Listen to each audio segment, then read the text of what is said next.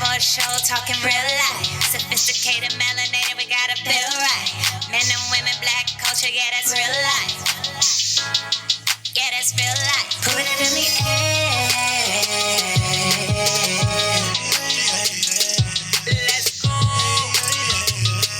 Another show.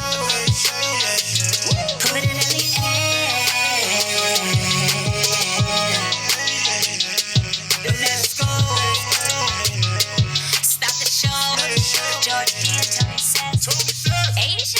What up? Welcome to episode 157 of Putting Air Podcast. Your boy George D. You got my man Tone Sess. You. And Asia. Hold up. That was good.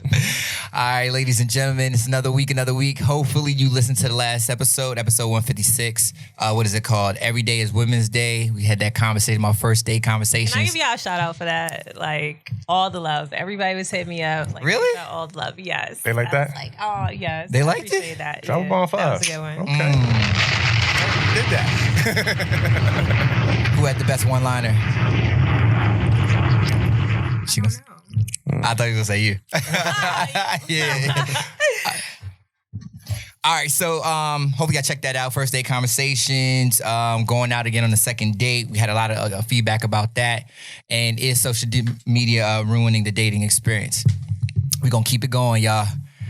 If you haven't subscribed yet, definitely subscribe right now at Pintap_podcast. There's a link right there. You can go to any podcasting platform of your choice and sign up. Also sign up on YouTube. YouTubers, shout y'all out. All right. Ladies and gentlemen, first and foremost, I want to shout out Browne Detailing. This episode is powered by them. Y'all can go check them out right now. Instagram at Browne Detailing, or go on the website, brownedetailingllc.com. They come to you. That's their slogan. We come to you. So if you need your car detailed, go check out Browne Detailing. At Browne Detailing on IG, Browne Detailing LLC on Facebook, and brownedetailingllc.com. All right.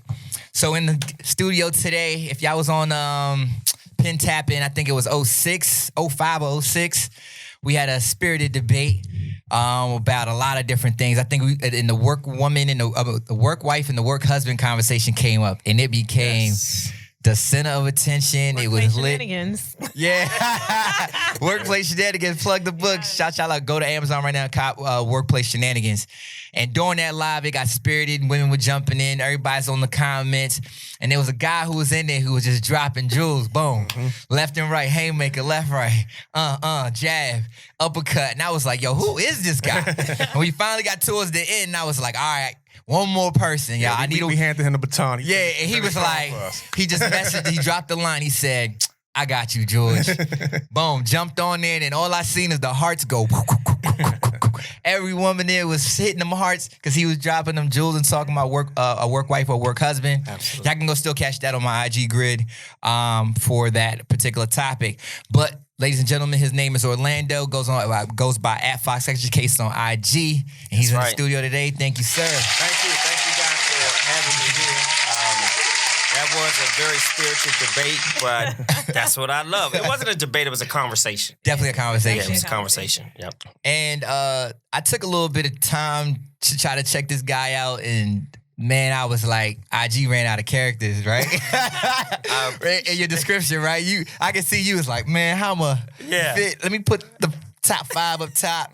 Absolutely. Ladies and gentlemen, he's a therapist. Yes. What kind of therapist specifically? Mental health therapist, and I work on policies and regulations in the district for substance use and mental health. In addition to that, this guy's an executive producer of a TV show, right? Yep, the Realish TV. Yep. All right.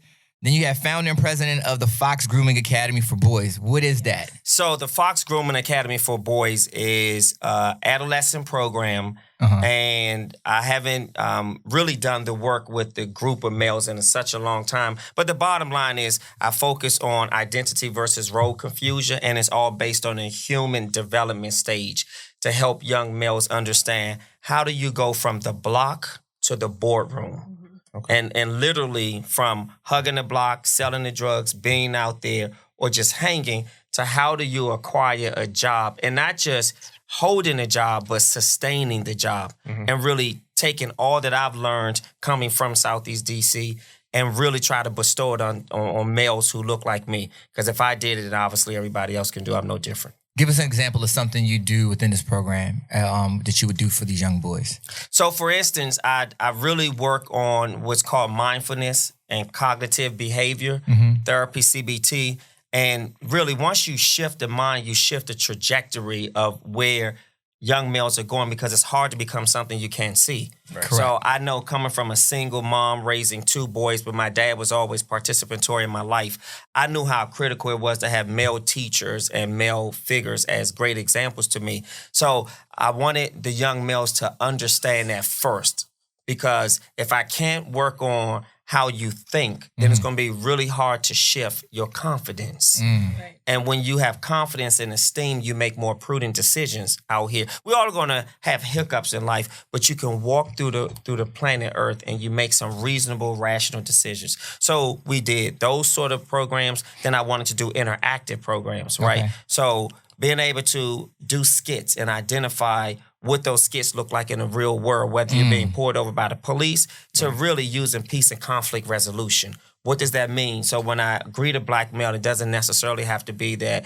you're giving me some sort of mug, as we say in the community, but really, how do you live in a space of respectability? How do you live in a space of integrity, and what that means? And you're not less than if you exude that as a black male, because otherwise the community sometimes says differently. Right. So go from the block, and then go to the boardroom. Go from the hood to the Hill, Capitol Hill. Go from welfare to the White House. You should be able to engage the spectrum of people.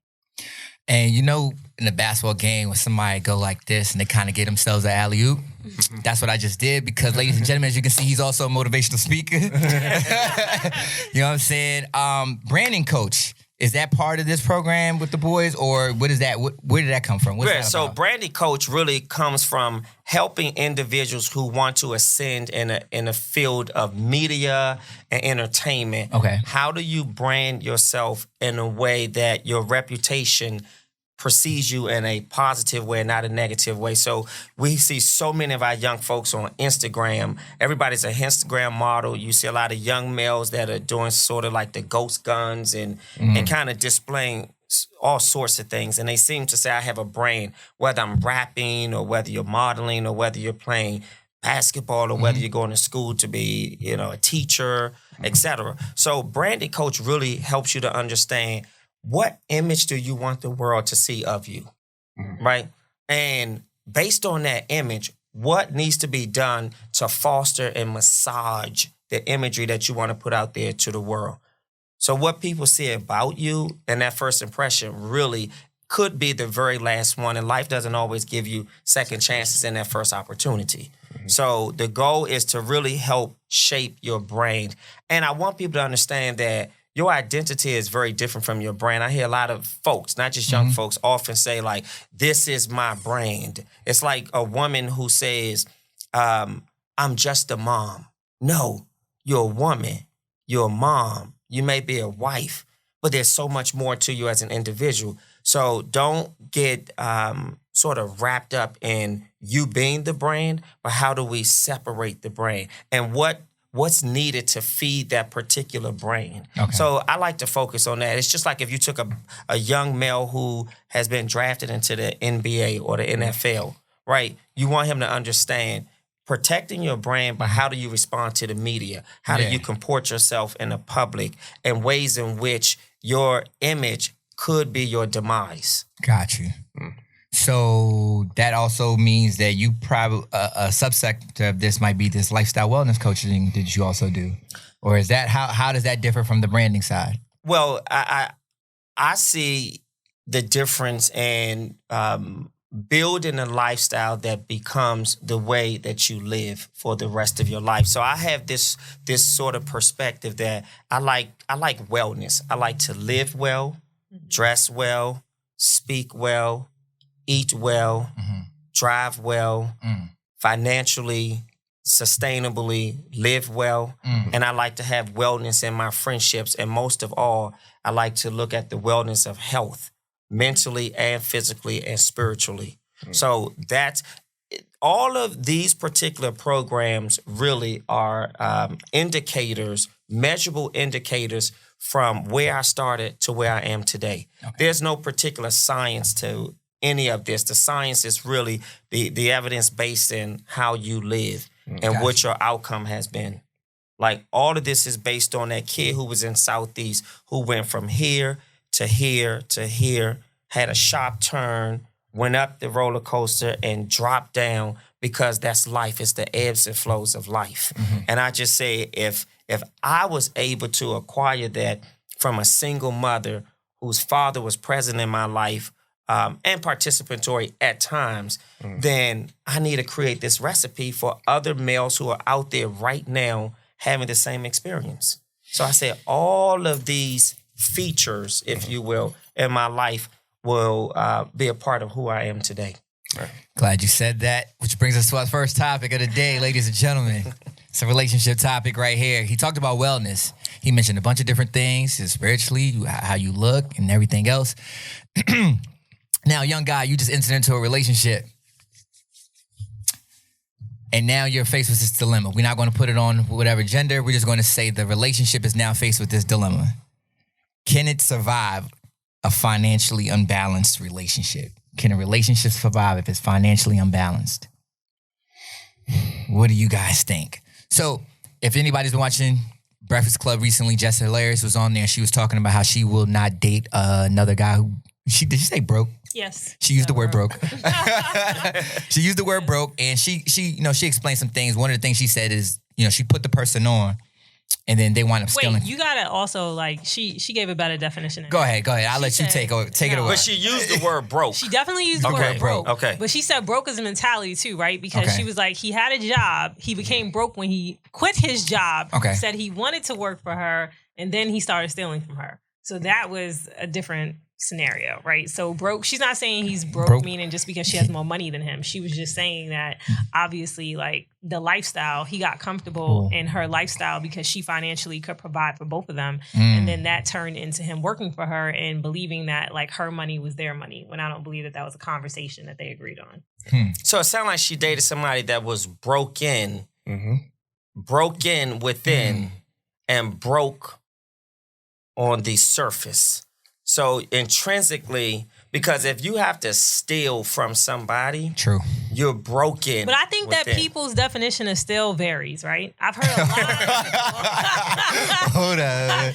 We're not going to deal with alternative facts. If I put my phone here and go to the bathroom and I come back, it's in your pocket, we're not going to parse so that's, theft. So you we're stole. Not, wait. keeping it warm. So here's So That's this is what one. I'm saying. What I'm saying is that he was working for her, right? And so what she considered stealing, because she mentioned one specific thing that kind of made me feel like, She said that, like, I guess money he was supposed to be taking for, like, Uber drivers, he was just, like, supposed to be driving, but now he's, like, here, and a third with different experiences that he was having. So maybe he was using money in a way that she wouldn't have agreed with, right? So maybe prior to him becoming her manager, he was spending that money in a way that they agreed upon. And now he obviously started spending it more leisurely than she anticipated.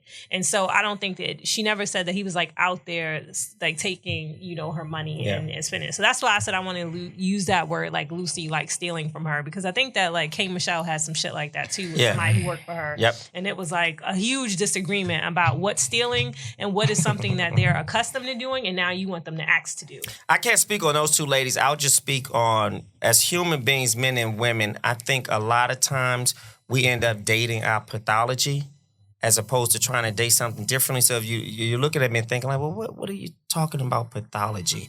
So a lot of times we date within what we know because that's comfort to us, right? And a lot of times you'll have a man who dates a woman that may be as freaky as he wants her to be in the bed. And there's some characteristics about her on the surface that are almost non-negotiable, but you continue to keep dating that same type of woman. And I wonder if it is the case for, and I see this with a lot of women, but I don't want to sound like I'm jumping on women, so that's why I started with some of the things we do. Sometimes women want the rough around the edge type of guy. I'm not speaking of Just Hilarious or K. Michelle, I don't know anything about who they date. On a macro level, sometimes women date the same type of guys. You get the same type of outcome. And you're dating your pathology. Not that a corporate guy couldn't steal from you, because you may deal with another vice that he brings to the table. But I think the bottom line is I can't blame now, going back to Just Hilarious, I probably can't blame her for not wanting to be with somebody broke. I think someone who's not financially equipped would be a strain on any relationship. Cool. If I'm making a nice, my buddy and I just talked about this in the car. What if you were dating a woman who makes substantially less than you? Let's say she makes $30,000, $40,000. That take-home money, gross, may be just enough. I'm not gross, net would be just enough maybe for the Comcast bill and maybe some groceries. And that's it. So that may still, put a sort of financial. You know why I'm laughing, right? Yeah. We just talked about this. No, it was similar topic Very though. similar 75, topic. 35. Yeah. So that puts the financial But I strain. think that but to what degree, right? Because I think that where men want to be the breadwinners, that's not a concern. I think it's where you're looking for a partner to bring more financial contribution to the family is where it becomes an issue, right? Because on the other side, I think you see it more so where women are the breadwinners because they now have a different position, right? So now they have to manage your ego. They have to manage a man's ego, right? They have to manage how you're going to feel about them controlling. You don't how have to much money manage our you ego. You spend. just have to respect us. No, so I mean, I don't think that anyone ever is disrespectful when they're having conversations about money. I think it becomes disrespectful when we are on different sides of the agenda for how we want to spend this money. And now it comes down to which direction are we going to go, yours or mine, a male or a female? I think it could be disrespectful sometimes. I think ever since June Cleaver died and you have the feminist group, and I'm not against women having a voice. I'm not against women being in superior positions, if you will, leaders, etc.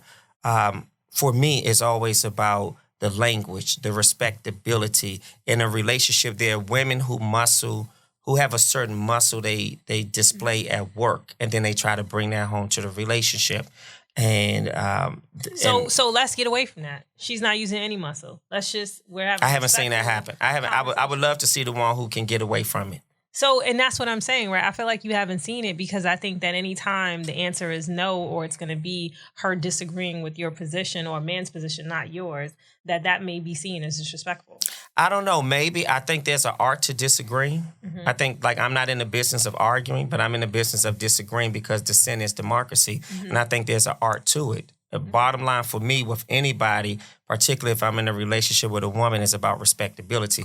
That's just where I come from. That's embedded into my integrity. So as long as I disrespect you, we can have a disagreement all day long. And sometimes we may need to suspend the conversation and pick it back up another time. Because for me, that's why I said a woman doesn't have to manage a man's emotions. I think we have to manage that. And what I typically look at is for any human being, when I'm at a 2 having a conversation with you right now and we were in a relationship, I can literally feel when I'm reaching a 5.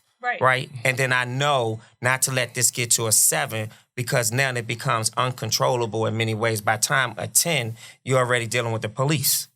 Right? So let's take That's it just to, what it but is. this is, the conversation is really about, I mean, at the end of the day, whether you table it, whether it's respectful, a decision has to be made.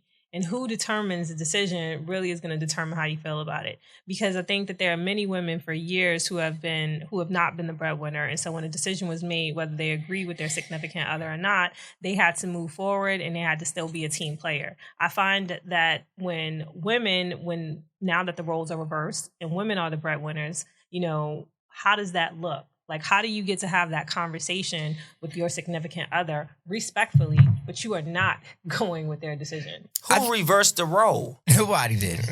I just think it's a respect thing. What do you mean reverse the role? From You said it. Right. You said it. So now that she's the breadwinner. Right. Now she's the breadwinner. So right. Who made her the breadwinner? When she started making more money. That's Bingo. what made her. So this is what I want the sisters to understand. When you look at the infrastructure of the way this capitalistic system is designed in the Black community, that we, meaning the couple, the people, are trying so hard to chase the dollar. I believe it was purposefully designed in a way that women would be the breadwinner to emasculate. I don't disagree. Right. And so with you not disagreeing, I need you to propagate to other sisters to help other sisters understand. Don't get caught up in the Anglo-Saxon capitalism of... At the same time, you're going to have that opinion. I'm speaking. Right? I'm speaking. That's what Kamala Harris said, right? I want to use that too. Okay, go I'm ahead. speaking. There you go. Yeah, I'm going to let you use that. Women just can't. Y'all want equality, right? Yes. No, I'm kidding. Go No, ahead, go say your ahead. point. No. I just had to do that. It was I know, it's it was okay. a great segue. I just popped in my head. I was like, I worries. gotta say that because she had a shirt on. Said I'm The only speaking. thing that I feel when you share that is now that we are both decision makers, so when men were the breadwinners, and they're making decision, what makes your decision better than mine? The only reason men were breadwinners, and let's understand this, we come from the hunter-gatherer society. Yes. So we were just socialized into that. Okay. Men didn't wake up saying, I want to be the breadwinner, I'm in charge of you. Marriage had nothing to do with love whatsoever. It was all for the purpose of economy, and you and I own you. That's why you carry my last name, and that system still exists today. And our last names are really sort of associated with this slave master. So we can go on and on about that. The bottom line is that ideally we are the breadwinner because it was a hunter-gatherer society. We went out there, we chased, we came back, we made sure the family was good, which is one of the things I say to young people, what is your vision for your family? I said it to my son. All because you are deemed as the breadwinner. And the woman was more domesticated. I am completely comfortable with the woman being in the workforce making the money because I personally am very confident in myself and what I've achieved. And I want my sisters, mostly my sisters, but all women, to excel and ascend in a career because, again, to me, marriage is a business. So if we're building this empire, if I got sick today, which in most cases science says that men usually will probably get sick or die before women, I want a woman who can articulate, who can juggle and manage the finances. I don't want a woman who's staying home all day, every day, and doing exactly what I say do. That is a turn on for some guys. Personally, that doesn't work for my spirit. I agree. Sound like me over there. Now do I get it back? Yeah. All right. I just feel like at the end of the day, it's all about respect and perspective. I think that at the end of the day, when you're trying to make decisions, who makes more money doesn't ultimately determine what decision we make. There should be some more logic going into that decision-making process. There should be more rational. It should be more of a rational decision. You should be able to weigh it out. And if both of you guys don't have the answer, and you have respect for each other and each other's ability to make a decision, you're not worried about who make the decision. Yeah. You know, I think you worry about stuff like that when you think binary. Like, oh, it's either I'm a winner or I'm a loser in every situation.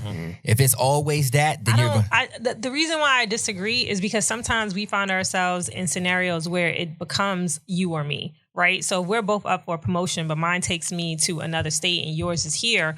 Somebody has to move. Am I now supposed to not take this promotion? But it shouldn't be you and me if we're in a relationship. No, but that's what I'm Correct. saying. That's what a lot of relationships deal with when you have two people that are in the workforce. As we both start to move up in our careers and we're challenged with these different opportunities, we have to make these type of decisions. These are hard decisions that we have to make. And so someone has to say that we're going to go in this direction, right? And so sometimes, and what is that based on, right? So obviously it's going to be on a lot of different factors. But honestly, like, you know, if this was, you know, your career may not be the best for the family, but it's something that is personal and heartfelt for you, are you willing to give that up? So like, these are different conversations that people who are in relationships actually have. I've actually seen it. And I've seen it happen on multiple occasions. I met a woman in Atlanta.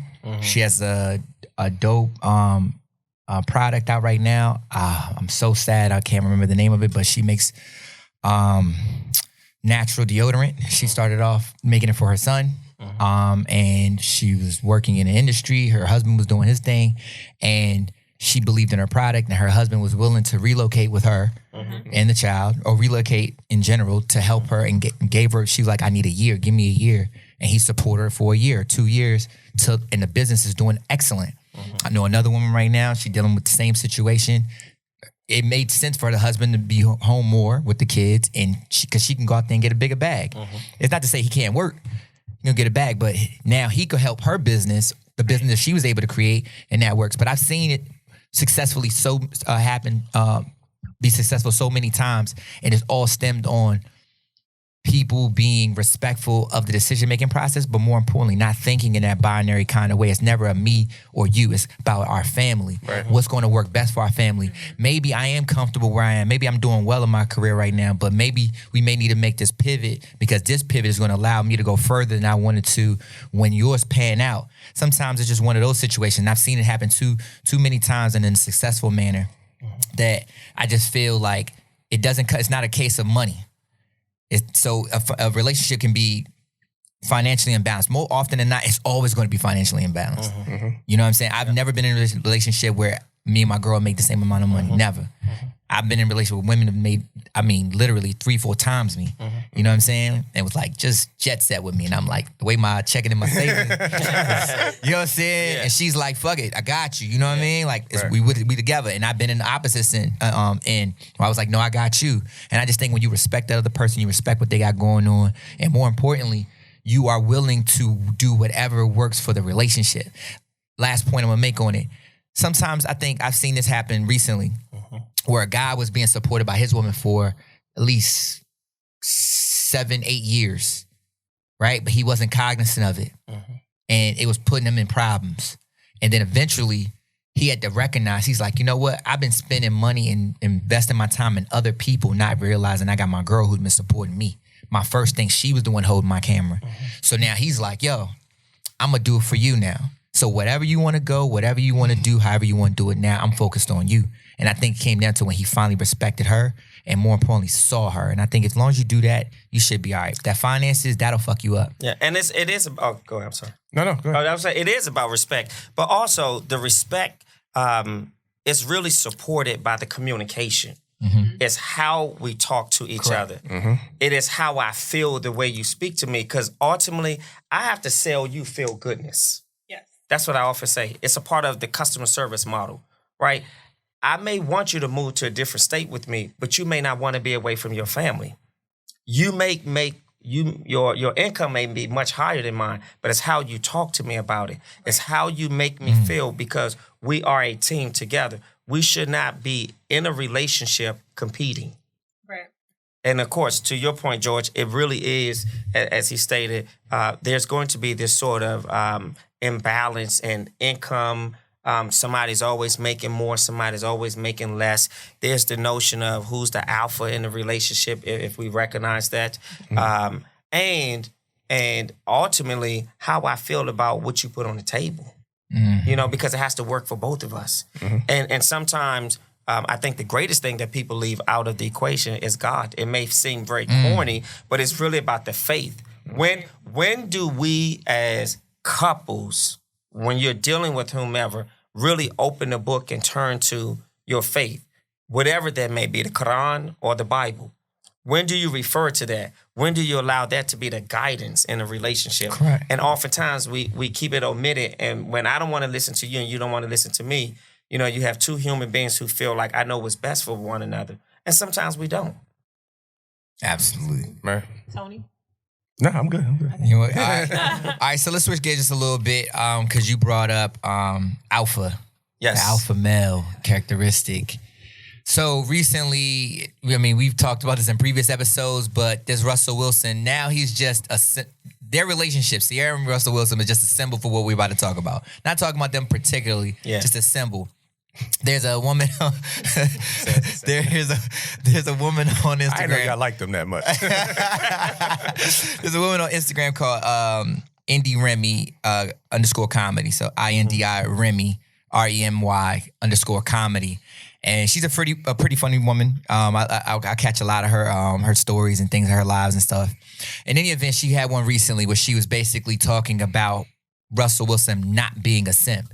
Like everybody's calling him a simp, but yet he chose a black woman. He elevating a black woman. Okay. He's providing for that black woman that came with a child from another man that he's supporting and helping raising and doing all these things and professing his love and all these different things. When and where did that ever become simp behavior?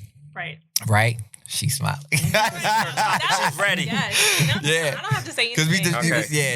All right. Position the whole time. All right. So as she kept going on, then she made reference. Some may say that she's inferring and talking about Mr. Kevin Samuels, when she was just basically talking about men who, I don't want to say degrade, but berate women, bring them down, shoot them down, don't uplift them and things like that, and really talk nasty to them as well. She's like, that's something you got to really look into that. There's something really messed up when you got a guy, a black man at that, doing that to other black women, and everybody he has all this fanfare behind him. Like, what's going on? So maybe bring this question to the table. Is a man weak or simp if he loves altruistically in that self-sacrificing manner? Absolutely not. Wait. What? How do we define like a simp? Like according to like what Russell is doing? Because we've had a conversation off air where he was kind of like saying things where he had like self-doubt in the relationship. And that's what we were talking about. Yeah. But what I'm hearing like from these different posts, it's more so about him choosing to be with Sierra based on her past. So like, is that why we're calling him a simp? Like, I wouldn't call him a simp for that. No, I mean not us personally. I mean like why is he being referred to that way? Is it because I think one of the things was, I forgot what he said verbatim, but it was kind of like he has this strong fear of losing her. And everybody they were saying he was a simp before that. Yeah. But and that's by what I evidence of what? That's what I'm trying to understand, because like the conversation that we had, it was like, yo, you are Russell, what's his name? Russell Wilson. Russell Wilson.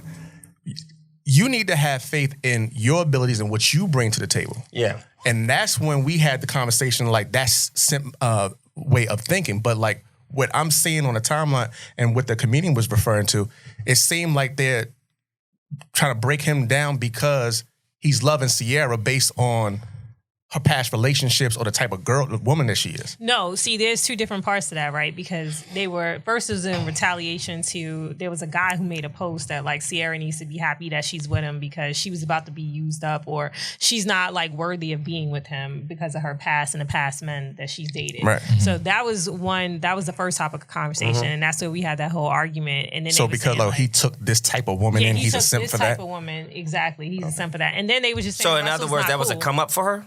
Yeah, they were saying that he's a come up for her. Okay. And then they were saying that he's not like the coolest black guy. Like he doesn't have, Yeah. I don't even know his nationality. He is black, so we're not gonna do that. So. So there was questions about that too. Yeah. They were throwing all of that out there. They were just saying like how black he was, or that obviously he doesn't have any street credit. So they was just. But we're not monolithic people. It's okay for Russell Simmons to express diverse and show a different side of him. We call it he's all kind of Russell today, yo. I mean Russell Wilson. I'm sorry, Russell Simmons. That's a different topic. No, it's okay. Russell Wilson. It's okay. Yes. There's a lot of Russells out there. It is.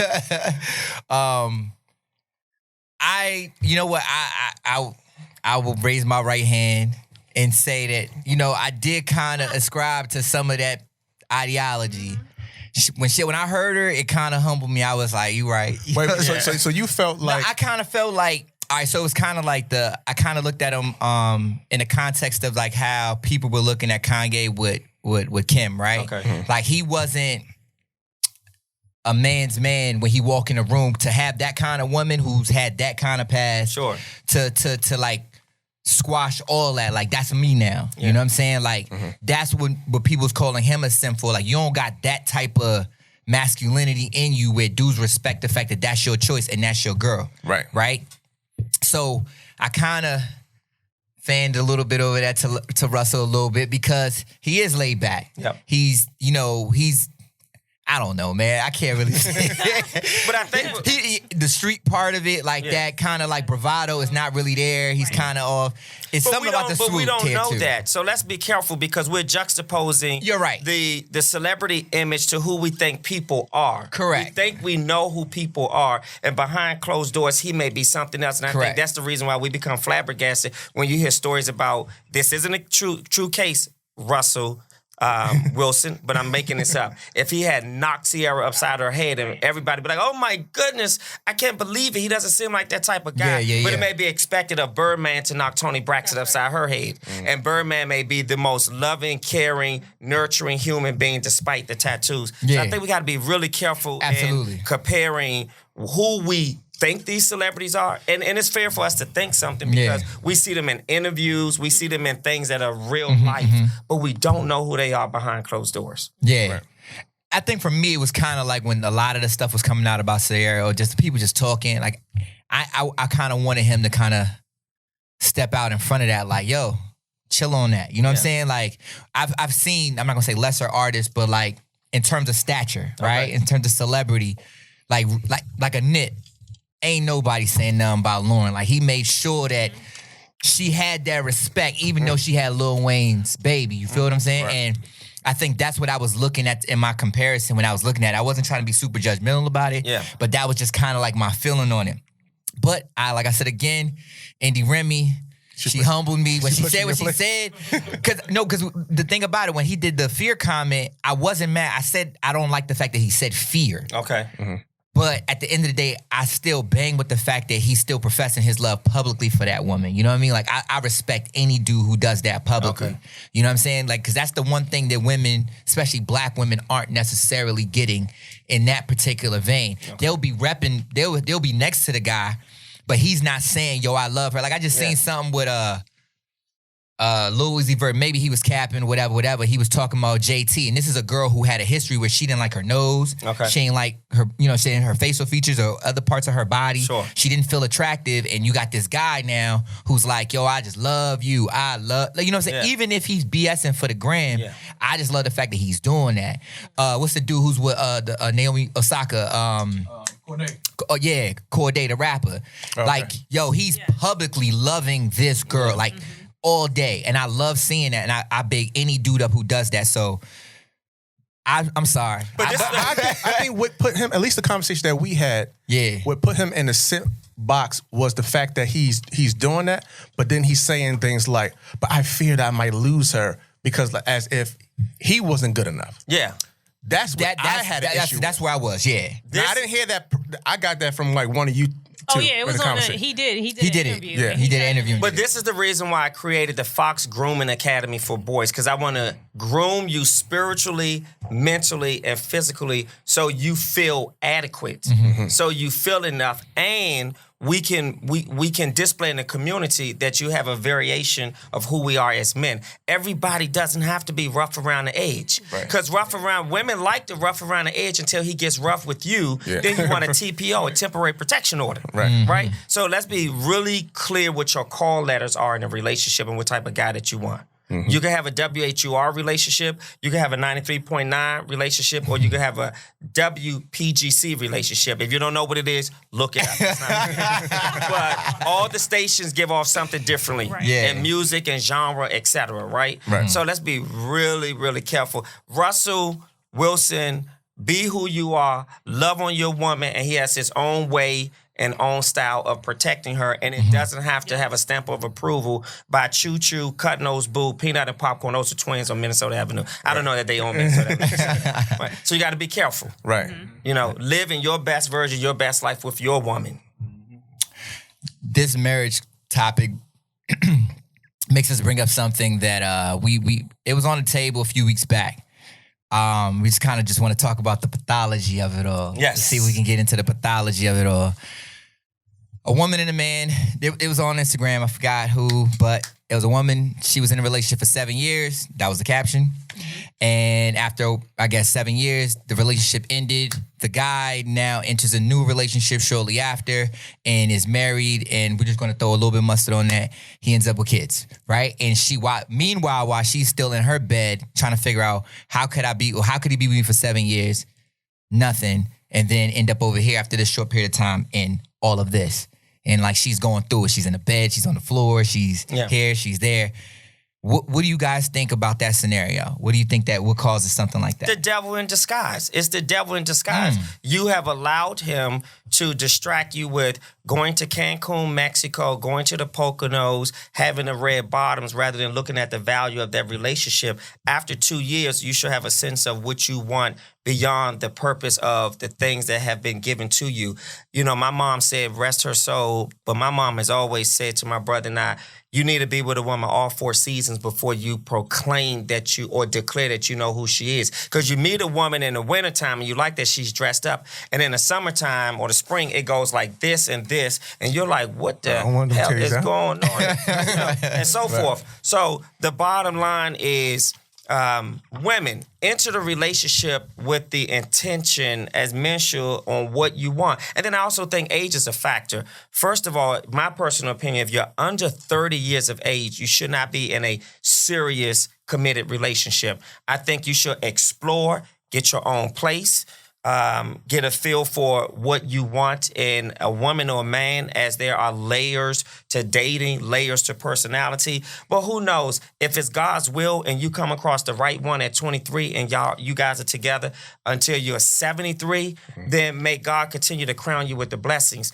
But the way the human development works, we are like homes. You have a foundation, then you kind of have the frame, and then you put up the drywall, and now it's time to move the furniture in. But guess what happens? After a year or two, the house has settled, and there's some cracks. There are cracks in your relationship, and you have to treat it the same way. So are you going to have a relationship where you continue to use joint compound to patch it up, or are you going to sand this out, prime it, and paint it, and move down the aisle, that altar, if you want to be married? Or will you continue to participate in what works for him, and once he keeps drinking a glass of milk, that was good milk, then I have the whole cow. So now I don't have to expect anything from you. You know, I personally want to put the responsibility on the woman to design the relationship you want, for the sole purpose that as men, we will make a baby, leave that woman with that baby and all the responsibilities, and move on to the next woman. Papa was a Rolling Stone, right? But the woman has to determine what she wants her loyalty to look like, and absolutely. I think that's unfair to put it all on the woman. I didn't say all. Okay. Yeah, I don't. You gave us some insight into how you're thinking and living. Not all, right? Not all. But let's be very honest here.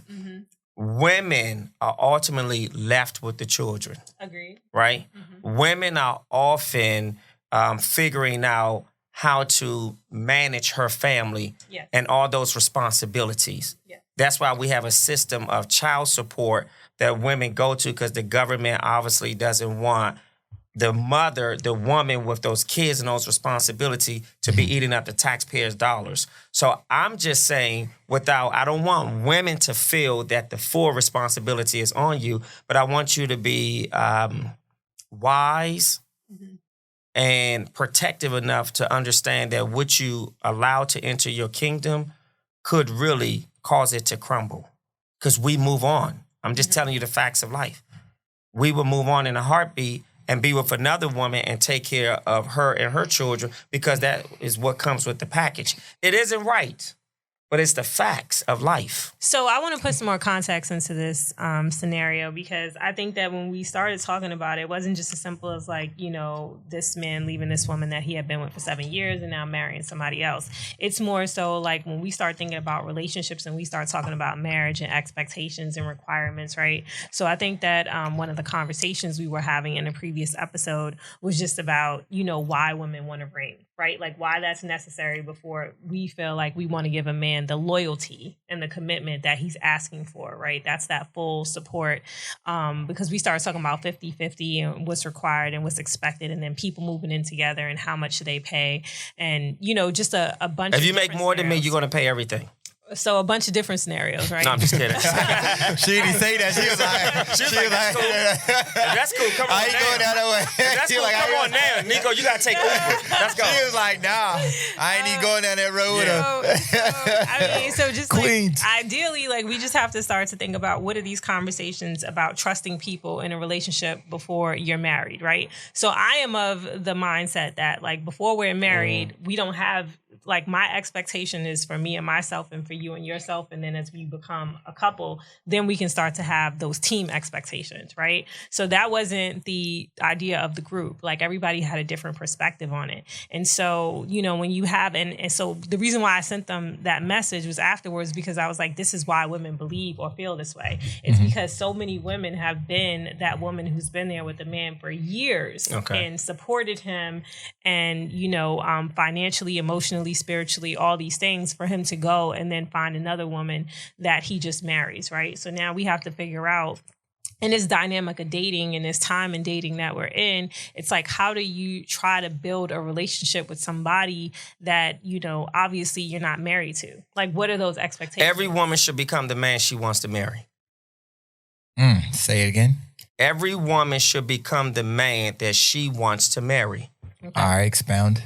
Yeah, so if you want a man with the car, the home, the education, and all the things you believe you deserve, acquire that for yourself.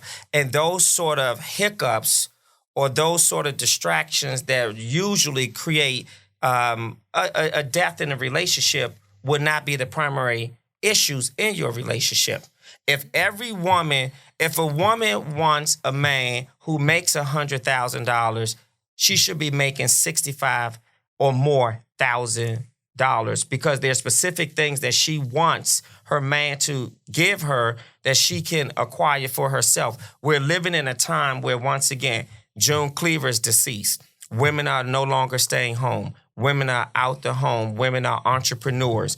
Women are leading, if you will, the relationship. And not just the relationship in her primary relationship, the relationship with her children, her family. We look up to many women in relationships. So everything that a woman wants for herself, and it doesn't have to be every single thing, but really the scope of the language is what you want a man to have, acquire that for yourself. It's not the case that a man who's making $60,000 or $50,000 wants a woman who's making $20,000 or $10,000, right? So it's not the case that even if a man is doing extremely well, that he necessarily wants a woman that's making less. And women are saying, you guys are saying, if you all are making more, you don't want a man that's making less than you.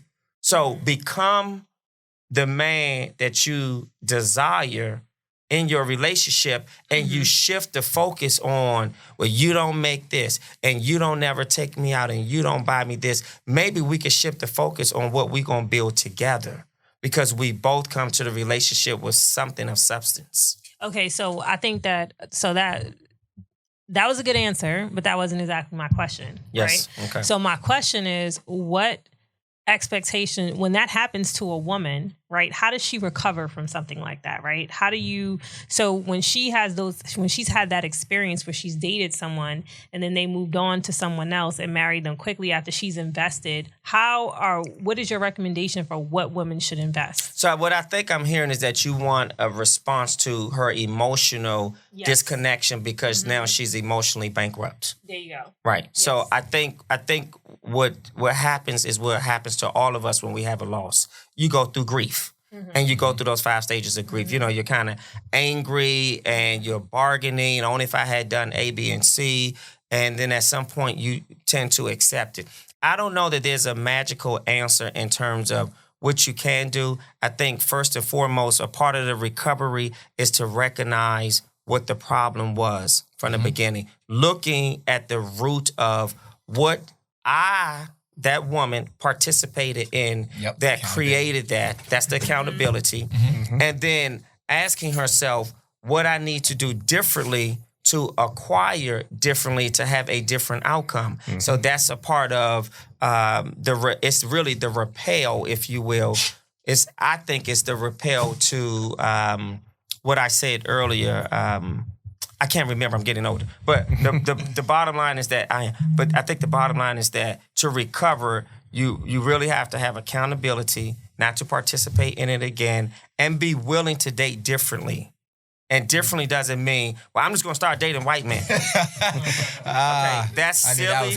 That's silly and that's foolish and that's a propaganda that's been promoted and perpetuated in this society, as I believe, so that black women can disenfranchise or disengage themselves from black men to believe that something white is right and something black is lack of. So when I say date differently, I don't mean necessarily go for a white man. I mean that sometimes you may have to date differently. You may have to date a different personality.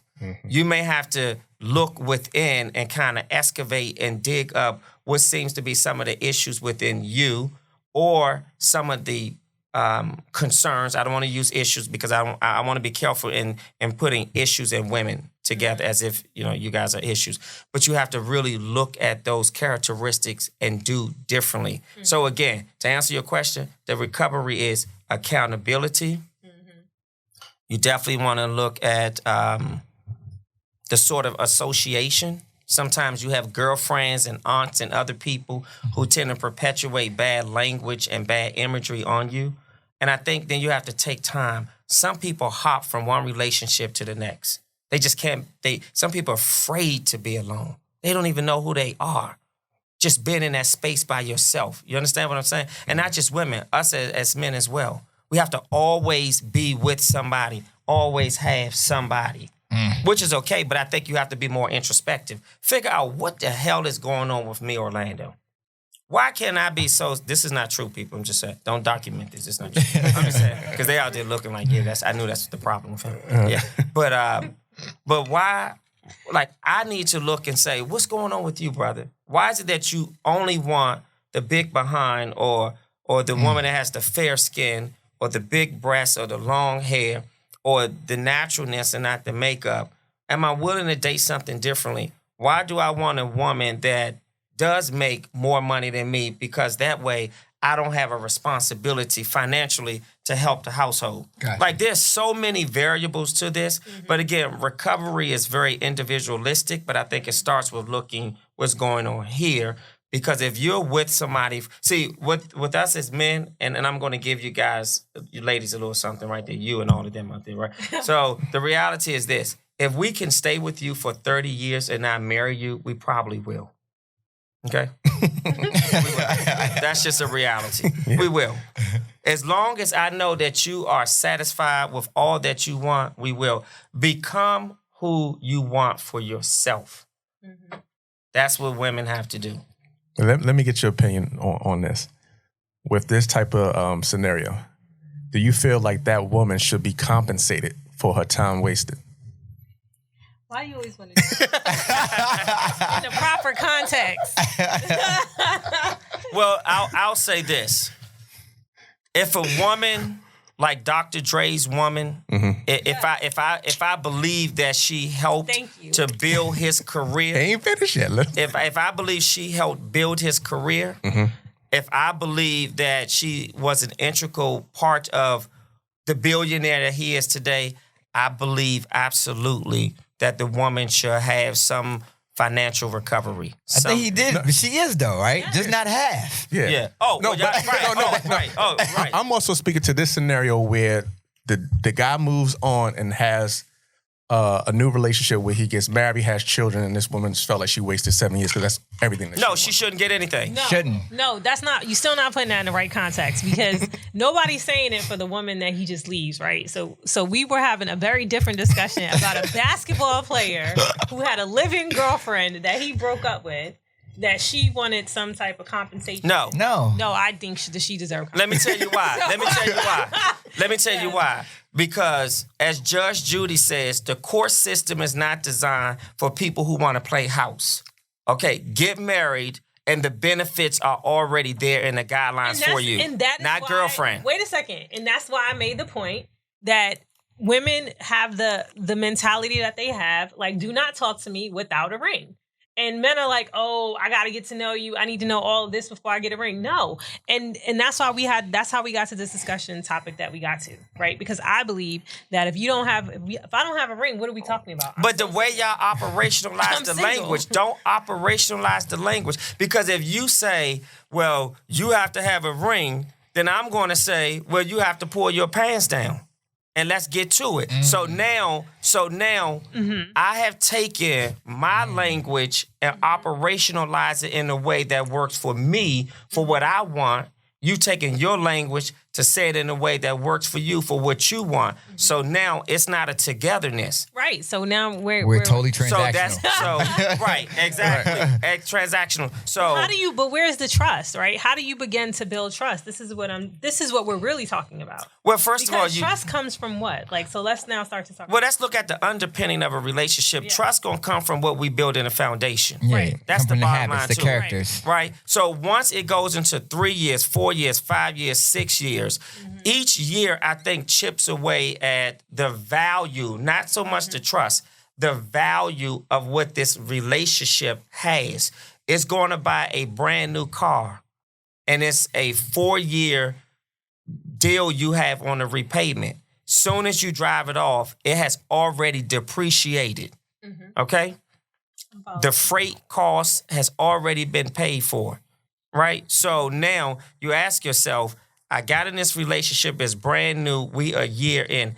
It continues to depreciate until you make this relationship eventful. And how it becomes more eventful is because if I pay attention to my woman, I hear how you language things. I hear how you interact with things. I have a relationship with your friends, your sister, not necessarily a relationship for their approval. I'm just sitting back observing who you are with your girlfriends, all the things that I need to keep this relationship going. Most people are not in a relationship where it's eventful because everybody's working to chase the dollar and something suffers, right? And that's usually either the relationship and or the sex, because both are critical. I just understood. I don't know which one what you want me to say. No, I just understand. That's what happens when you understand something. Yeah. Shit just happens. It's like, You don't know where to go from there, huh, brother? No. I We got a lot of places we can No. go. It's not even about going anywhere from there. I think something that I just was thinking about the whole time is like, you hinged on it, but I just kind of want to say it in a different way or bring my little 2 cents into it. It's like, there's something about that next woman that makes, put it this way, every dude for the most part know what he kind of want, right? And he's working to get to a place. And I think the point that you made is so valid in terms of saying, like, she needs to become that in which she desires as well, because he's got to step up. He has to level up in order to play the game. You feel what I'm saying? If I'm making 150,000 and you making like 60,000, anything I do, I can do a lot that's going to make you go, wow, this is the guy. Yeah. But there's not a lot that you can do for me that's going to make me go, wow, she's the woman. Unless I need somebody that's docile and just following and doing everything I want. But if I want like an equal, somebody who's going to challenge me and push me and things of that nature, I'm going to need them to level up, right? So let's put it the other way. If she's up, he has to level up to her, right? But if this dude is in a relationship with her and he doesn't feel the need, he got to level up, he feels comfortable in his position. He don't have to make a move, he don't have to bust a move because he feel like she's the best. He's the best that she's ever had. Now it just comes down to him. She's a beneficiary of his love and intention, in my opinion. If he really wants to be a married man and he chooses her, then she's a beneficiary of that, not because she is that to him. But I feel like most times, and I'm just speaking from personal experience of the people that I know, when they've often left, there was a question. There was something looming. They were trying to figure out, why is this the one? Why should this be it? There's a lot here. And there's enough here to keep me here, waiting to eventually figure that out. And then eventually you wind up realizing, look, it's not enough. And then you bounce. And I think sometimes time is just a consequence because you're waiting. It's not necessarily what you're doing. You're not like, oh, I'm going to give it like 5 years and then I'm going to bust out. Nah, you're in it and you're constantly, all right, I'm stick with it. I actually know a guy, no other guy who was with a woman for multiple years. She moved, relocated to be next to him or be with him. And there was still that thing. It was still something. And it wasn't addressed. And I think that's the point I'm getting to. And eventually what wound up happening, he wound up leaving her after about 5 or 7 years. And relocated, found another woman within 3 to 6 months. And within a year, he was married. Then 2, he already had his first child. But it was something in that woman, like everything that previous relationship, that thing that was lacking, that's what he went and made sure it was present in his next relationship.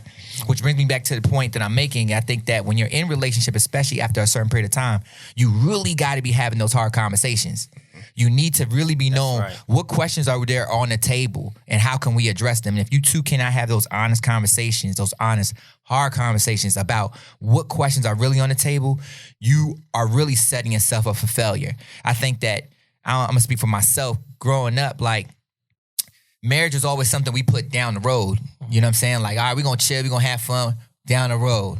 And I think that women walk into most relationships not thinking down the road, right? So to your point, keep them accountable from day one. And that's why you was like, when we last episode, you was like, nah, I want to keep it light. You don't got time to keep it light. Because if you keep it light with him, he gonna keep it light. Because most dudes are gonna kick it down the road. Like, yo, it's only 6 months. What you doing? Like, chill. It's only a year. We good. Chill. Yeah. 2, trust me, 3rd year's a charm. Like, they gonna have something for you. And if you go for the first curveball, oh, he gonna know I'm gonna throw another curveball. Yeah. Oh, you like expensive things? Babe, listen, I got you. Ding-a-ling. Like, you know what I'm saying? Like, that was a bad one. I shouldn't say ding-a-ling. I should have said cha-ching or something. Wrong. I was going to pause you. I caught it. But I think that's what it is. I just think that we just got to keep each other accountable. And women, going to the point I think you made or somebody made on one of the lives about the clock.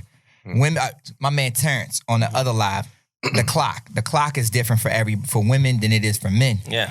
So if the clock is different and you're aware of your clock, you can't treat it like, oh, I just want to have fun, because you having fun in 6 months or a year, he gonna be like, what changed? And you gave him the pass. You've been letting him eat cookies at night and everything. Now he's like, what? I can't have it after 8 no more? Like, that's right. What's going on? So I just think that it's about having those hard conversations up front and being honest. And if you've been in a relationship after some time, I think it's time where you do a reassessment. It's not about, don't be willing to let go of everything. And I think when you're willing to risk it all, it allows you to really see what you have and actually fight for something. So my last point on it is, like, people always got to remember this love thing or relationship thing, because we always want to associate relationship or especially marriage with love, because we have that ability right now. Got to understand it's a risk. It's a high risk, high reward situation. You get out what you put in. So if you want to hold a lot back and you want to pretend, or you want to hold back like, oh, when we get married, boo, all this for you. and be intentional about what you want, because the togetherness doesn't mean a relationship. Correct. And there are more women than men, so a lot of times men are willing to play the field. Like, I have a wife and I may have 2 girlfriends, or I have a main girlfriend and I may have a shorty on the side, right? So as long as you are receptive to my behavior, I can continue down that path with you. You've been good for 5 years. You've been good for 7 years. You get every single Valentine's Day gift that you want. I recognize every birthday. You're good. You're quiet. That attitudinal one over here is the one that I got to put in check, so to speak. I'm giving you insight into some men's thinking, not all. And that is a system that works for some brothers. So be intentional. Show up and be clear. Not on day one, but be clear if you're a person who wants marriage. Be clear if your clock is ticking and you want children. Why not day one? I think I would be, I'm not an alarmist, but I would be nervous if day one we're sitting out eating at Eddie V's and you start talking about marriage and you want children, and I don't even know if we're going to survive this discussion over dinner. Right. True. That I just want to have a conversation and feel your energy out. That's the assessment. No. That's day one. You should. All right, so we're basically saying you shouldn't say it unless you're asked. So what if the conversation? What if she ask you about marriage? Absolutely, I'm going to be clear. All right, cool. Absolutely. Or now, would you ever ask her about what's her take or position on marriage? No. Okay. Not in the beginning. In the beginning, see what I just said? In the Kick beginning, it down the road, right? Yeah. No, because in the beginning, I just want to feel your energy. Nah, I agree. That's all I want to feel. I just want to feel your energy. I don't want to forecast what I think it's going to be. I don't want to get in my head with these. Sometimes you got to stay out your head unless you have adult supervision. Because we get up here and we create stuff. That's something you made up. That's something you told yourself. These are the expectations. And then when he doesn't call you, well, I thought we were. No, you don't think anything. Just enjoy this first few days. That's it. Got you. That's it. Yeah. And then if it feels right, because listen, the intuition in all of us is the voice of God, which is supposed to be the voice of reason. You know when somebody's energy feels off. Yes. Something, I can't put my hand on it, but something is not feeling right. You turn to faith and you say, God, reveal. Please. Yep. Amen. That was my position. That's a word. All right, so as we wrap, we're going to keep with the business of relationships, but a different type of relationship.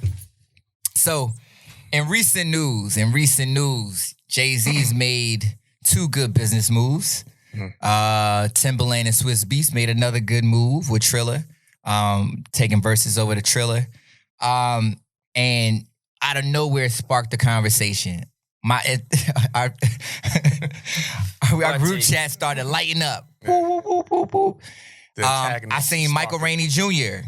Said something where he called Jay a sellout, like, yo, blah, blah, blah.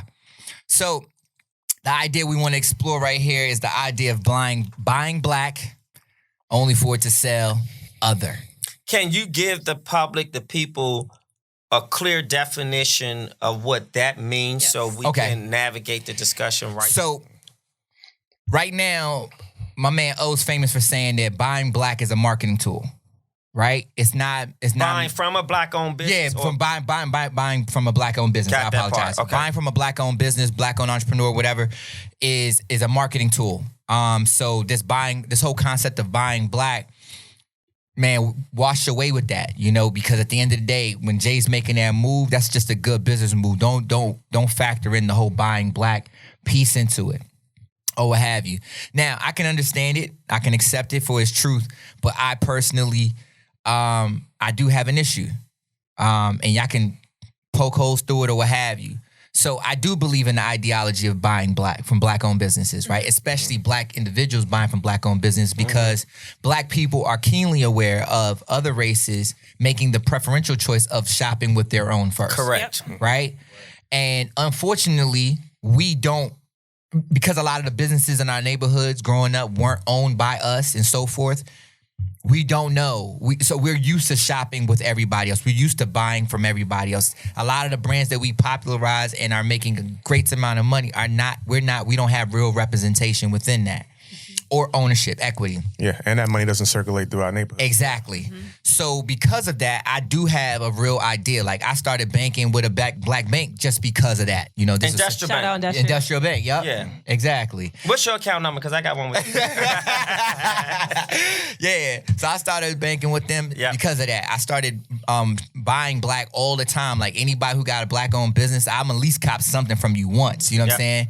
And the reason why is because you might hire somebody that looks like me. You might also circulate that money over here. If you're going to spend money in charitable donations, it's going to probably be in a way that's going to affect something that is going to affect myself, my friends, my fam, somebody, but more importantly, our race, our community. Mm-hmm. And I don't feel wrong about that because I've seen it done without any shame, without even a second batting of the eye by other races or other groups of individuals. So moving to the point, when I see Jay-Z sell Tidal, I'm like, I got Tidal when it first came out and it was being bashed because it was Jay. Okay. You know what I'm saying? I've supported a lot of his businesses, because it's black owned. Because I feel like we make you large enough, you can open up the way to make other people large enough. Now, Quiet as Kept, Rock Nation is doing amazing things. Right. Where in the music world, sports world, et cetera, they're opening up branches overseas, doing a whole tapping into the Afrobeats market. They're doing things and they're creating opportunities. I don't discount that whatsoever. But in the streaming game, he was the only. Right. Right? And yeah, it makes good business sense. And maybe he might have seen some analytics that I didn't see. I feel like nobody's going to compete with iPhone until the iPhone is no longer a popular phone. Correct. Right? Because they benefited from the fact that they are totally insulated, totally proprietary. You buy one, you get it all, and we provide awesome services. So it works that way. But that's the reason why you need to come over to enjoy. I get it. So because they're the more popular phone, I think they have majority market share. They're always going to be on top, right? It's going to be simpler to give Apple Music than downloading another app and then working with that because Apple Music going to work more seamlessly. So for me, it's like you're the only. If for anything else, I know the business opportunity is there, but stay there because you're the only. When you go, you already knew what you had to go through to get that. And you acquired it at $56 million and was able to sell your share. He probably at $297 million, right? But now, and especially with COVID and all these new things, streaming companies are booming. You see Barstool, you see all these companies doing it. What market entry you gonna see somebody coming in at $56 million? They're going to keep buying up everything. You just keep seeing all these acquisitions. So I feel like, dang, we lost one. So now in the streaming game, we don't have that representation there. And I'll just stop there. So that's part of my issue. But he didn't give up everything, and then it also was an exchange for a board seat over with Square. So there is an exchange, Mm-hmm. and he still has some say so. And those people who he started off with Tidal with, he made them millions. Mm-hmm. So now these people can potentially start their own streaming thing. Mm-hmm. And then like the reason why you follow Jay is because Jay introduces cool to the culture, right? Because it could have been any other black person that doesn't necessarily you would have given that support the same way. We have to have faith that what this man has done, he's going to continue to do and on a greater scale. So we just have to follow him. We can't get so sold on the brand, but follow the movement. Okay. So if we stick with the buy into black, all right, Jay sold this. Now let's look out for what the next thing he does. So he sold Tidal. Well, he gave up some of his shares. He gave himself 50%. Okay. Majority shares. Okay. Majority shares. So we follow the movement, and I think we get so caught up with like, well, I invested into Tidal, so now since you left Tidal, I feel like you betrayed me. Like, no, if you like Tidal, stay with Tidal, but you're not locked into it. So whatever the next thing is, because we create the cool, whatever the next cool thing is, follow that with the movement. Idea I had behind that was a Bob Johnson type idea with it, right? I would have loved if, not the way he did necessarily with BET, but what he did with Michael Jordan. I feel like he gave Michael Jordan a super alley-oop. I got the money, I have the resources, I have the connections. I'm gonna put you in position. I'm gonna own it first, and then I'm gonna transfer ownership to you, and then you work your muscle, and you get the majority shares. Now you are the only, right, within this group, this league that's been existing for a while.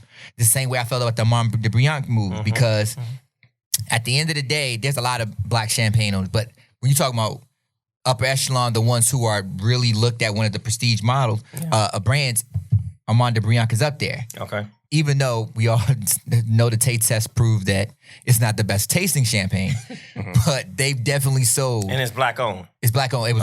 That was Jay. And then he sold it to LVMH, which I understand. LVMH is big. He can do more. He might have a board seat there somewhere. I don't know. But at the end of the day, again, when we talking, if we talking Louis Vuitton of the game, when we talking, high end of the game, now we lost one. Right? No, we didn't lose, we gaining because it's always an exchange. So where we weren't be able to sit before, now Jay is creating that space. So now he's able to be in, they may have be coming on to our playing field, but now we have a player on their field. And he's able to speak for us. So he traded it for the for same thing like with the NFL. First now of all, he has the problem I got, they don't speak for everybody. He don't speak for me. So I support him. Did I say that? Did he No, speak? I mean, he's saying that he speaks for the culture. So by him occupying that one seat and us all working in corporate America or in the spaces where we know that it's hard to get these opportunities, he doesn't represent the whole. He represents himself and the 1% that can get there. Now I'm listening to what you're saying, and I definitely didn't feel that way when we started the conversation, but I feel that way now because he's not making sure that there's a person behind him that occupies the seat. He's just making sure he occupies the seat. So I have a problem with that, right? So it's not for me, but if Jay is saying that he's doing it for the culture, I understand now that we have different opportunities to invest in that now. We're open to investing, so we can invest in whatever the next business venture is that he has. But he's definitely not making opportunities for the next black man who had 56 million or who could get that kind of capital through resources and say, here, you take this, and now you go and you take this venture. But how can you say that? He's put so many people in position to be millionaires. I'm not saying that, but I'm not saying that he's not. I'm saying that by selling it, there wasn't a black person that was able to buy it at that price. Like the buy-in gets so much higher that now the market is getting smaller. There's a smaller amount of people who can get into the market. But now, as these people that he's putting in position are able to acquire millions, now they can afford these deals. So once he puts more people in position, he didn't have. They're not though. Right? Because it's not just 297 million. There's so many other things behind it that go into acquiring anything. There's insurance. There's so many other things that are part of this process that you have to have all the pieces in order to acquire it. Right? He's only leaving crumbs. Like he made these people millionaires, right? But in making them millionaires, do they have enough resources to now go back and reinvest or to create something that will reach the level of a Tidal? So I'm listening to you all. I do espouse and support your thinking partially. And where that lies is I very much would like to also know if Jay has or will create opportunities, maybe through the Small Business Chamber of Commerce for Black entrepreneurs, with some sort of grant opportunity where there's a conduit to streaming on a lower platform or some other opportunity. When I think about Chinatown, or I think about maybe parts of New York and Brooklyn, and if I'm getting it wrong, New York, let me know, but Brooklyn or Long Island where there's the Jewish community. But let me stick with Chinatown. It's pretty simple. They usually have one in every city, and you don't see non-Asian individuals with beauty supply stores and other type of businesses as you see in our community. So I do espouse to thinking that I'm not against Jay, but I want to see what the sort of business plan or model is to really extend that arm to those in your community who would have an opportunity to one day reach that same platform. I haven't seen that. It doesn't mean that it doesn't exist. Right. I just haven't seen it. So that's something I would like to see. However, I do understand that Jay-Z is a businessman. I understand capitalism and looking for investors, and that's that world that most of us don't live in on a regular basis, chopping the numbers, scrubbing the numbers. So when you say, well, we shall follow Jay, I think for those who are interested in following Jay, go for it. I think if Jay, and not just Jay-Z. I mean, I'm only saying Jay-Z because we're talking about. That's right. Jay-Z. That's what I was about to say. I'm That's talking right. about the black That's buying right. black movement. Like he is the figure of this deal. Right. Correct. So that's more so my stance on it. Like, let's follow this movement. Yes. So whether it's Jay, whether it's Bob Johnson, whether it's Correct. whomever, wherever that next business venture is, let's move with that because we're following our people, because that money we want to circulate in our neighborhood, and those are the people that we can expect to have those programs that you're talking about. Yes. We can't expect other communities to do that for us because they haven't done it thus far. And has it started? Have we started seeing the money circulate in our communities? Because Bob Johnson, as an example, not picking on Mr. Johnson, but I think of BT from 20 plus years ago, and there were so many opportunities given to Black individuals. Ananda Lewis, Prince DeJour.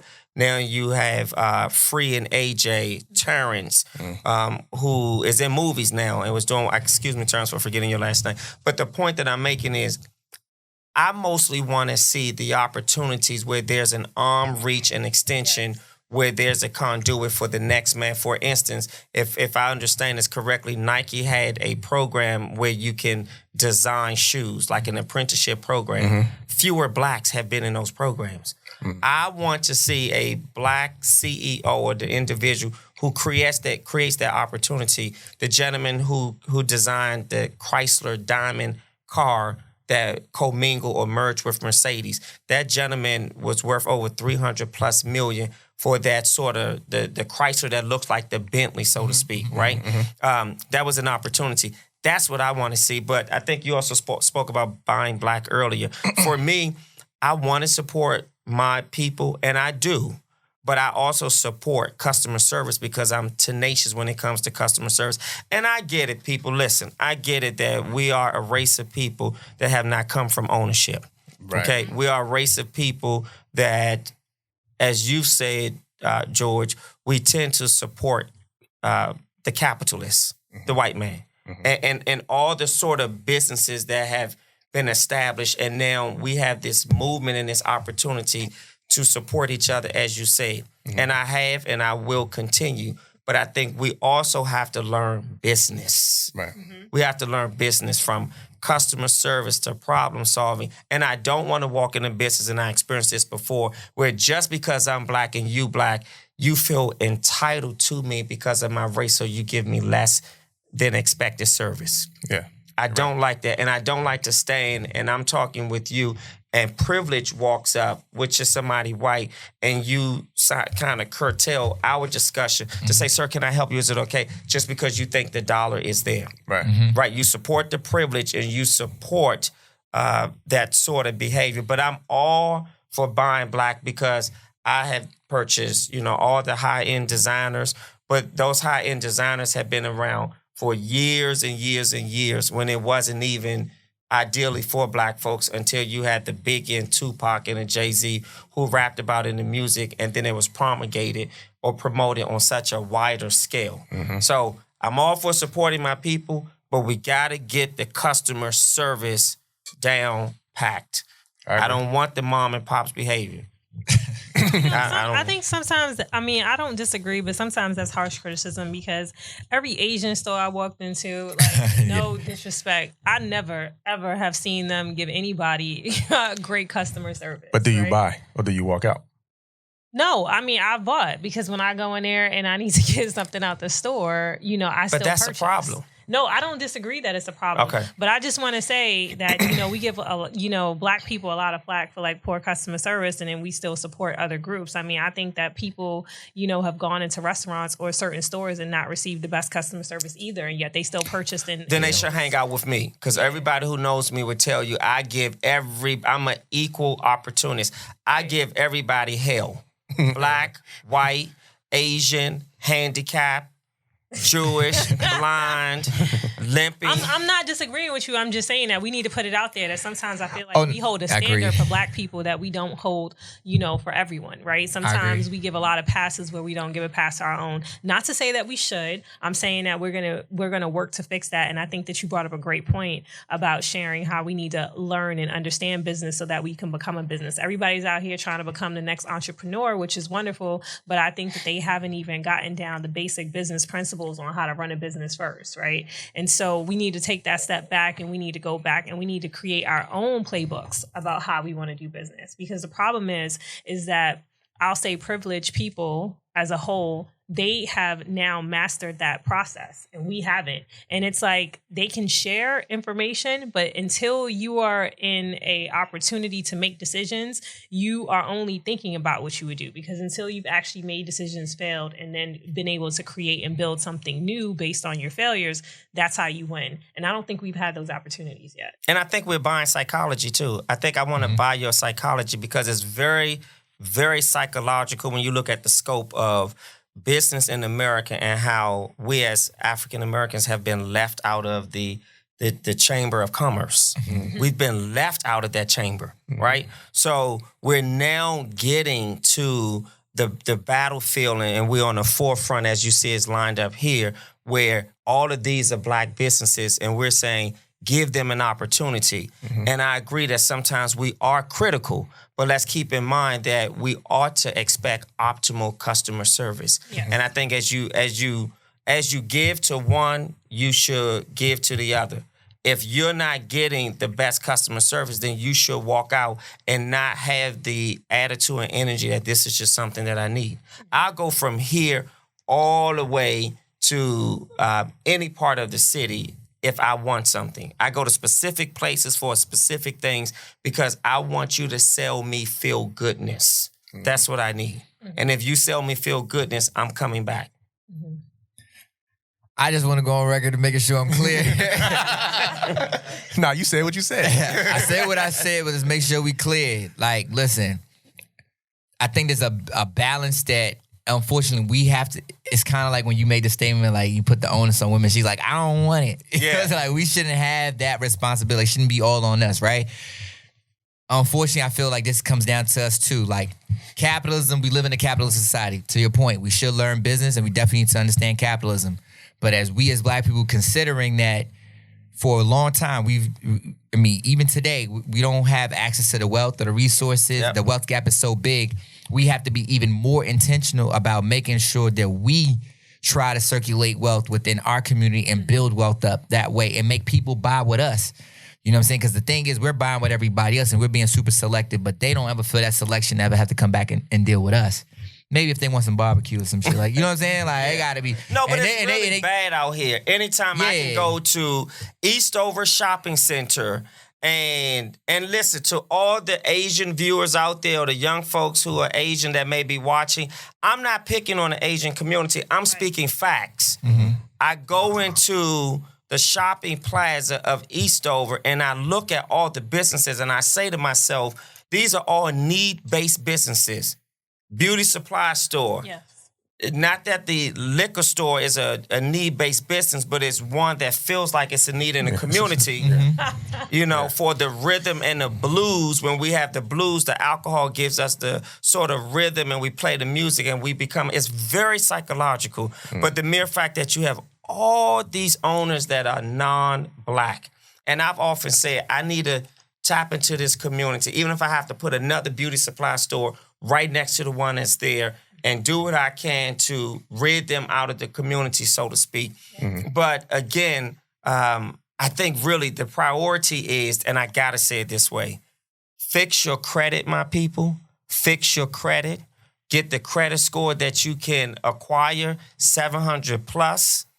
Get that that business line of credit, and not use your own money. For all of us who have money sitting in the bank, and it's not in a money market account, and it's not growing dividends, your money is being used for a loan that Asian family or that Ethiopian family, and all my good friends are Ethiopians. I have a lot of good Ethiopian friends, and there's no hate towards anyone. I'm just saying that you can't walk into that bank and get a loan or a business line of credit to start a small business that you want for your community because your credit score is not where it needs to be. I was there. I was there with not having the strongest credit. And I became so financial literate that on my phone, my apps, I watch all my scores. I see how they're rising, and I'm in the 700, close to 800 club. It feels so good to have low interest rate, to get a business line of credit, and to do maybe what a Rick Ross did, but not on the massive scale of having wing stops everywhere. But maybe all of us have a great credit score, and we say, well, let's get a loan or use a business line of credit, and maybe we can purchase a franchise, whatever kind you want, fast food, soul food, or you may want something in IT. You may want something, I don't know, in entertainment and shoes, whatever it may. You may want to purchase, you know, a business where you're selling books in the community. It doesn't have to be Barnes and Noble, right? It could be Fox Tony. It could be, sweetheart, give me your first name. Your last name. I want your last name. Phil. It could be Phil and... Oh, you got this a real one. Phil Lamu. Oh, I like that. But the point is, instead of working in silos, we can come together. Correct. We are strong with our numbers. Go in and get that loan from where your money, and my money is sitting. But we can't even tap into getting access to it because other people come to this country using your money and talk crap to you. That's a real thing. Absolutely. So on that note, we just want to thank you guys for listening to episode 157 of Putting In Podcast. Mr. Orlando. Yes, sir. Thank you, George. I appreciate you so much. And I appreciate you, Asia, Tony. Big time. This was excellent. I enjoy this. All right, so y'all can catch Mr. at Fox Educates where I just gave you her IG. I shouldn't have did that. No, that's Orlando, perfectly fine. All right, go ahead. You can find me at Fox Educates. I'm just on Instagram. I don't have Facebook because I really don't want to see your face in the book. I like face to face. Right behind, you know, if it's like being on Tinder or what do you guys young folks say, like Tinder, POF, and black. I know a little something about all of them, right? But again, Fox Educates, FOXEDUCATES. All right, before we wrap, you got to say where the Fox come from.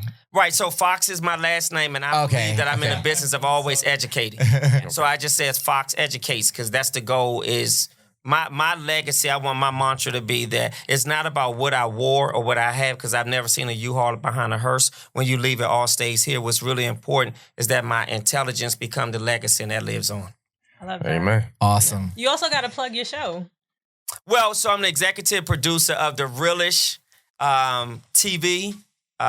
It is a half-hour program. We do pop culture, entertainment. Somebody's always performing, so you can find us on The Realish TV. TheRealish TV. The Realish TV, because somebody got to keep it real. That Southeast can make Yeah, sense. that's all right. and it's gonna come out some more. You hear me? Yeah. Woo, woo, woo. And I ain't talking about something woo woo woo. I'm talking about woo woo. Yeah. Yo, this episode is powered by Browne Detailing. Check them out at Browne Detailing on IG. That's Browne with an E, BROWNE Detailing. You catch them on Facebook again at Browne Detailing LLC. You can go to their website, brownedetailing.com. Go check them out. If you need your car detail, they say they come to you. So go check them out right now. We want to thank you once again for listening.